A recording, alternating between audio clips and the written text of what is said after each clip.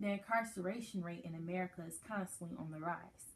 Most of the people that are filling the capacity of prisons are the minority races. From 1980 to 2008, the number of people incarcerated in America quadrupled from roughly 500,000 to 2.3 million people, which is outrageous. African Americans are incarcerated at nearly 6 times the rate as whites. Together, African American and Hispanics comprise 58% of all prisons in 2008, even though African Americans and Hispanics only make up 1/4 of the U.S. population. 1 in every 15 African American men and 1 in every 36 Hispanic men are incarcerated in comparison to 1 in every 106 white men. According to Unlocking America, if African Americans and Hispanics were incarcerated at the same rates as whites, today's prisons and jail population would decline by approximately 50%. This is a complete injustice because there should not be one race that receives special treatment. All races should be treated equally. There are more African American men incarcerated in the U.S. than the total prison populations in India, Argentina, Canada, Lebanon, Japan, Germany, Finland, Israel, and England combined. Most of the minorities are not in prison for violent crimes, but because of drugs and immigration. Not all police officers are bad, but there are prejudiced police officers in the world. Police discriminate. The first step in putting people in jail starts with interactions between police and people. According to Common Dreams breaking news from the beginning, the minority races and poor people are targeted by the police. Police departments have engaged in campaigns of stopping and frisking people who are walking, mostly poor, and people of color without cause for decades.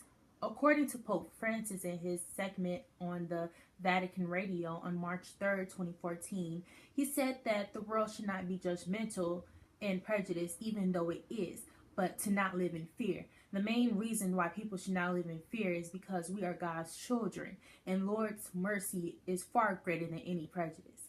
The human dignity of the minority races are being violated because they are not being treated with respect.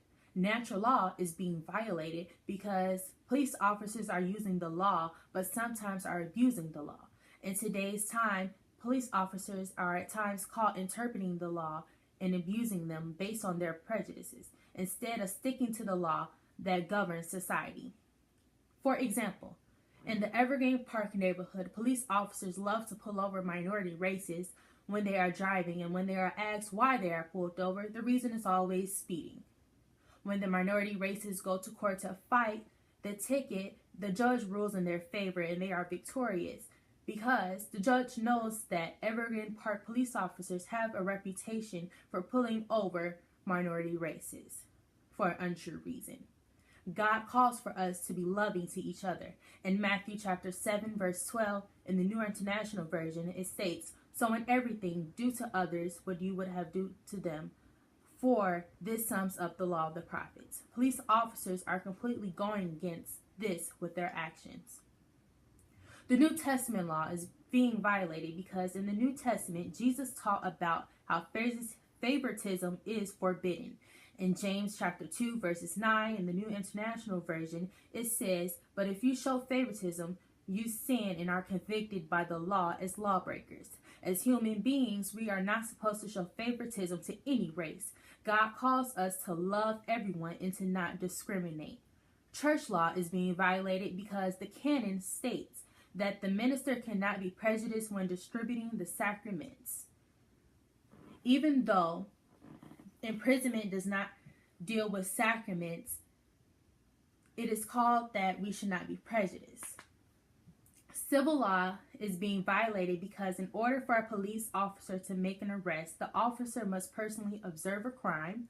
The officer has to have probable cause to believe that the person committed a crime, or the officer has to have a warrant for an arrest issued by a judge. An officer cannot arrest someone just because she feels like it or has a vague hunch that someone might be a criminal. Police officers have to have a reason to justify their arrest, usually by showing some tangible evidence that leads them to a probable cause. This act qualifies as being sinful because prejudice goes against God. It is a rebellion of God's will and his desire that we live in communion with each other. God's desires are supposed to be put above moral object, intent, and circumstance makes a sin. The object of the imprisonment of minority races is the police prejudice of African Americans and Hispanics. The intent is to eliminate the problem to make the world safer.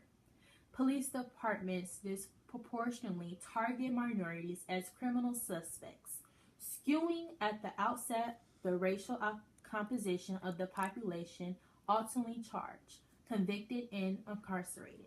The prejudice of police, which leads to the imprisonment of minority races, is classified as a sin of commission. The police officers let a thought that they had take control of what their action was going to be.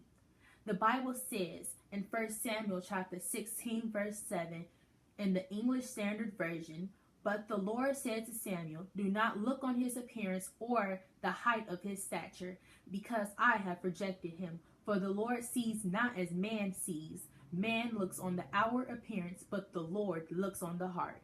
Meaning, do not judge a person on their physical appearance.